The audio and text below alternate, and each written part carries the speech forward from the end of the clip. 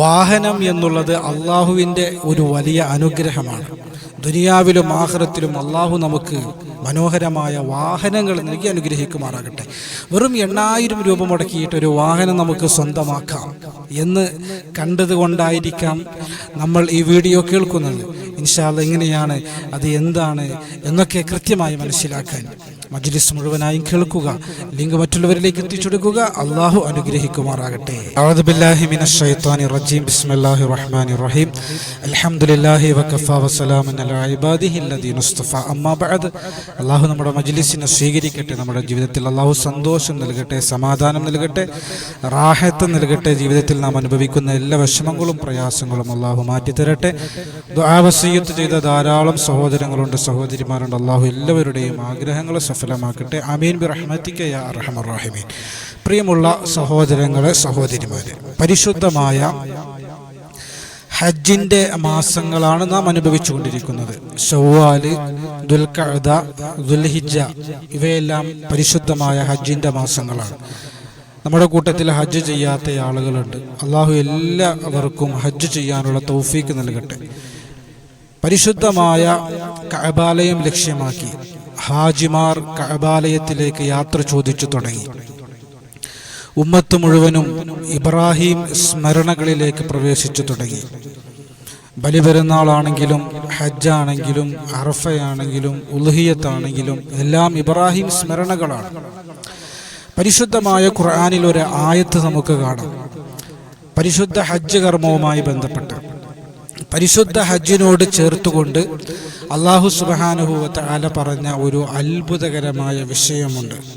അല്ലാഹുവിൻ്റെ ഖുർആൻ പറയുന്നു, വഅദ്ദിൻ ഫിന്നാസി ബിൽ ഹജ്ജി യഅ്തൂക റിജാലൻ വഅലാ കുല്ലി ളാമിരി യഅ്തീന മിൻ കുല്ലി ഫജ്ജിൻ അമീഖ് ലിയശ്ഹദൂ മനാഫിഅ ലഹും വയദ്കുറു ഇസ്മല്ലാഹി ഫീ അയ്യാമി മഅലൂമാത്തിൻ അലാ മാ റസഖഹും മിൻ ബഹീമത്തിൽ അൻആമി ഫകുലൂ മിൻഹാ വഅത്ഇമുൽ ബാഇസൽ ഫഖീർ. 4 വിഷയങ്ങളാണ് ഈ ആയത്ത് നമ്മെ പഠിപ്പിക്കുന്നത്. ഒന്നാമത്തെ വിഷയം എന്നുള്ളത് വഅദ്ദിൻ ഫിന്നാസി ബിൽ ഹജ്ജി യഅ്തൂക റിജാല. അല്ലാഹുവിൻ്റെ ഖുർആൻ പറയാണ്, ഇബ്രാഹിം നബിയോട് അള്ളാഹ് പറഞ്ഞു, ഇബ്രാഹിം നബിയെ ഹജ്ജിന് വേണ്ടി വിളംബരം നടത്തുക. ഇബ്രാഹിം നബി അലൈഹി സ്വലാം ചോദിച്ചു, ഞാൻ ഈ പർവ്വതത്തിൻ്റെ മുകളിൽ നിന്ന് വിളിച്ചു പറഞ്ഞു കഴിഞ്ഞാൽ ആര് കേൾക്കാനാ? അള്ളാഹ് പറഞ്ഞു, ഇബ്രാഹിമെ നീ പറഞ്ഞാൽ മതി, കേൾപ്പിക്കുന്നത് ഞാനാണ്. ഒരു അഭൗതികമായ വിളംബരമായിരുന്നു. ഇബ്രാഹിം നബി അലൈഹി സ്വലാം വിളിച്ചു പറഞ്ഞു.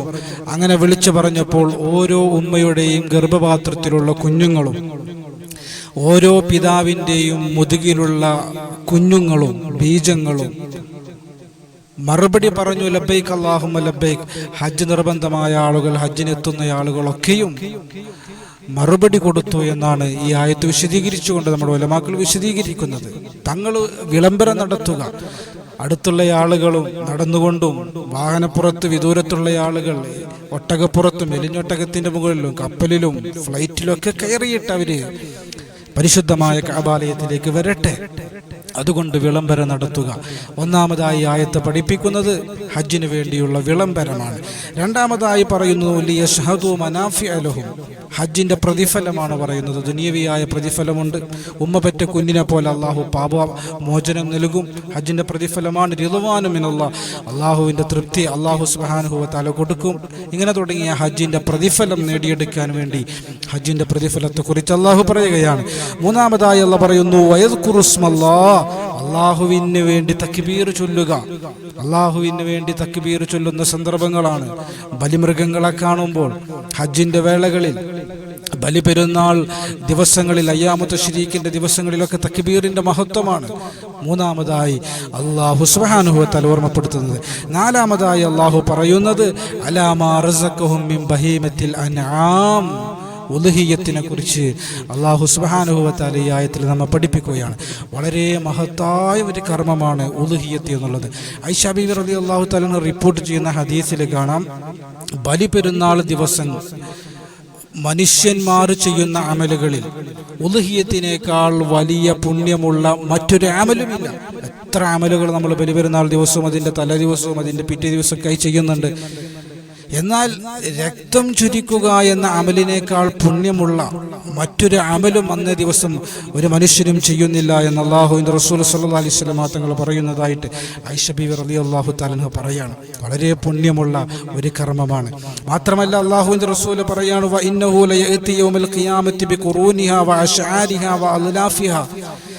നാം ഉളുഹിയ്യത്ത് അറുക്കുന്ന മൃഗം അത് നമ്മൾ ഒറ്റക്കിറക്കുകയാണെങ്കിലും ശരി, നമ്മൾ സുഹൃത്തുക്കളുമായി ചേർന്നുകൊണ്ട് 1/7 പങ്ക് സ്വീകരിച്ചുകൊണ്ട് അറുക്കുകയാണെങ്കിലും ശരി, അതിൽ നമ്മൾ പങ്കാളികളായാൽ ആ മൃഗം അതിൻ്റെ വാലോടുകൂടി, അതിൻ്റെ എല്ലോടുകൂടി, അതിൻ്റെ രക്തത്തോടുകൂടി, അതിൻ്റെ കൊമ്പോടുകൂടി നാളെ പരലോകത്ത് നമുക്കൊരു വാഹനമായി കടന്നു വരുമെന്ന് അല്ലാഹുവിൻ്റെ റസൂൽ നബി മുഹമ്മദ് മുസ്തഫ സല്ലല്ലാഹു അലൈഹി വസല്ലം തങ്ങൾ പഠിപ്പിക്കുകയാണ്.